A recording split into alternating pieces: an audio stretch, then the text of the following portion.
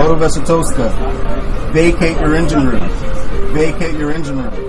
Escalation in the Strait of Hormuz has thrown US-Iran peace talks into jeopardy 2 days before the ceasefire is due to end. Tehran said today it has no plans to join the second round of negotiations after the US seized an Iranian ship this morning. The announcement came hours after US President Donald Trump said he's dispatching a team to Islamabad for talks with the goal of ending the war. Shortly after midnight, the US military seized an Iranian container ship called Touska. It's the first non-military Iranian ship the US is known to have hit during the war. The US Central Command says the ship was trying to evade its blockade of the strait.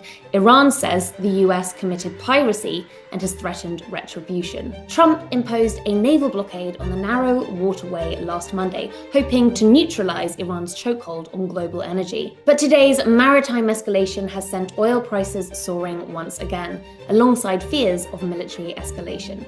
So has the US's Hormuz blockade backfired? Fouad Izadi is an Iranian professor at the University of Tehran. Fouad, welcome to MEE Live. So Iran says that it's undecided on joining the second round of negotiations. Will US aggression in the Strait of Hormuz force Tehran to the table or push Tehran away? Push Tehran away. We need to make sure in Iran, Iranian leaders believe that they need to see whether the United States is actually serious about negotiations, or they are doing another deception operation trying to get ready for the next round of attacks. We were supposed to be in a ceasefire, and 24 hours after that ceasefire was announced, the United States said that they're blockading the Strait of Hormuz. That's an act of war under international law. And yesterday, the day before the Islamabad talks were supposed to start, they started shooting at Iranian ships and taking over Iranian ships. These are not good signs. It shows that the US is not negotiating in good faith. This is another concept in international law.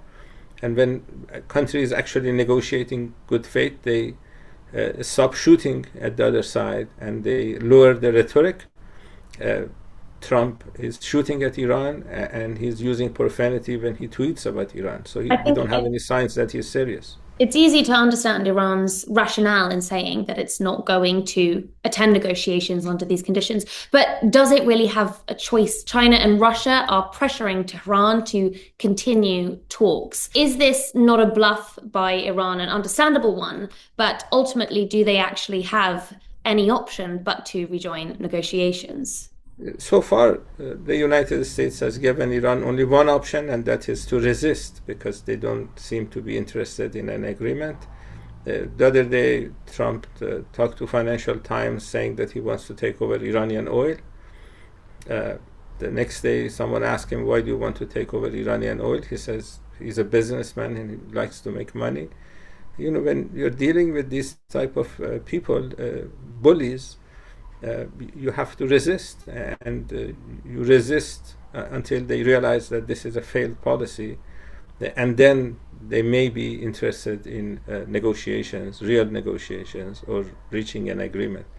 But before that, there is only one option, that is Iran's option to resist. And by blockading Iran, it seems they forgot that Iran has 6,000 kilometers of land borders and access to another sea, which is the Caspian Sea, good roads between Caspian Sea and the Black Sea in Russian territory. So I think this is a foolish policy choice. This was an illegal war to start with, and continuing an illegal war doesn't make it legal. Iran may have alternative access points to the Strait of Hormuz, but how would it withstand a resumption of military conflict if, as a result of the collapsing negotiations, military attacks resume? Over the past weeks, America has been building up its assets in the region. What has Iran been doing, and how do you expect a military resumption to play out? We had this New York Times report a couple of days ago saying that Iran has maintained about 60% of its missile stockpile. Iran, after the genocide in Gaza, realized that sooner or later Netanyahu will be attacking Iran, so they built these underground factories, which are very difficult to hit, producing missiles as they are using these missiles. And I think that 60% is actually a low number. I think Iran's capacity to continue building these missiles and defending the country is quite extensive. So the US has the choice of returning to the war, attacking Iran again illegally, or they can realize that this is a failed policy and go over and take over Greenland or Canada or do other mischief. But Trump's policy against Iran is failed, and the sooner he realizes that, the better that's going to be for everybody. What about people in Iran? How do the wider Iranian population feel about this tactic of saying, okay, well, we're not going to negotiate, we're not going to continue with peace talks, especially as the end of the ceasefire imminently approaches? Iran is interested in negotiations, and Iran is interested in peace. I don't know if you saw the Omani foreign minister's interview before the war. He said an agreement was available within 24 hours, and Trump decided to attack Iran anyway. And we are not sure if he's interested in negotiations and peace even today because of the way he's acting. Iranians show up to the streets in millions every night. This is what Netanyahu asked Iranians to do, but they're shouting against Trump and Netanyahu. Trump has managed to unite Iranians more than any Iranian politician could ever do.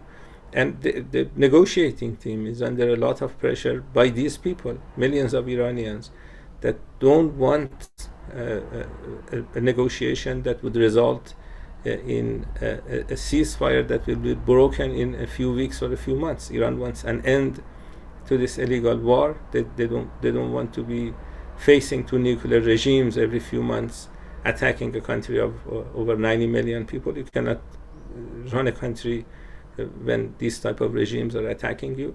So Iranian negotiators need to make sure that the other side is serious about reaching peace. What would that take? We don't see any signs so far. What would it take? You've just pointed out that the arguably illegal invasion of Iran by the US came in the middle of diplomatic negotiations. So what would the US need to do now to demonstrate to Iran that these peace talks are sincere? Negotiate in good faith, the way they're supposed to stop shooting at Iranian ships and lower the rhetoric, just go to Islamabad, act like a human being, not like a bully. And people will realize that once they decide to do that. And what could Iran do to help move the dial? I mean, for example, why not agree to hand over enriched uranium, as is one of the sticking points in negotiations? So Iran is a member of the Non-Proliferation Treaty. Under that treaty, the countries can enrich uranium at the level that they want. There is no limit in that treaty. Although there's sort of a limit at which point the enrichment stops indicating that this is for civilian use and starts indicating that this is for military use. And at 60%, Iranian uranium enrichment in Iran was certainly indicating more than civilian intentions. Yeah, these are Israeli talking points. Does that mean that they're not true? Not Middle East Eye talking points. But this is also coming from the International Atomic Energy Agency, that 60% uranium enrichment.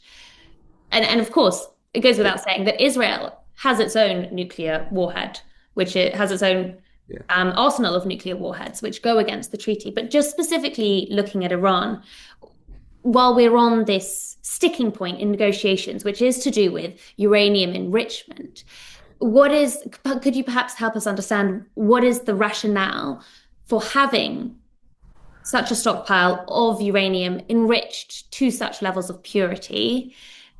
And don't you think that is becoming an obstacle towards pathways for peace for Iran? I just mentioned what the rationale was, and I encourage you to read NPT once the interview is over.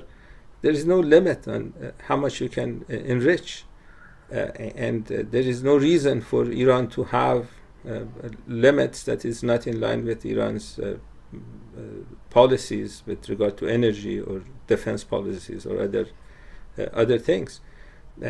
So United It's not a States should reason be. if it's becoming a provocation.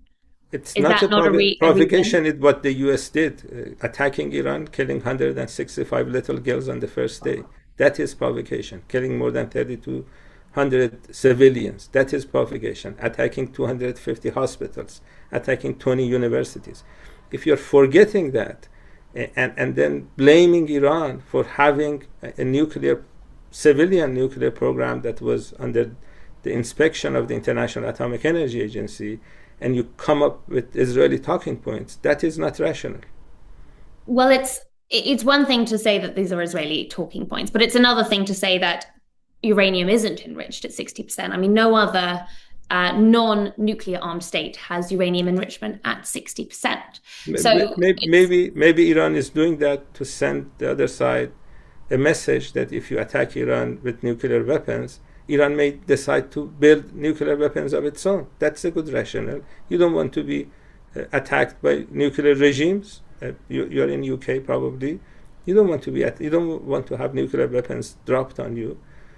So forgetting the crimes of the United States and blaming Iran is astonishing. I'm really surprised. I suppose then my final question is, from where we are today, 48 hours away from the end of the ceasefire, how optimistic are you at this point for ceasefire negotiations to succeed? I don't think the U.S. is interested in success of the ceasefire negotiations because they would not attack Iranian ships 24 hours before the next round. I think they want to go back to war, and I think that's what they will get. Wa'ad Izadi, thank you for your time.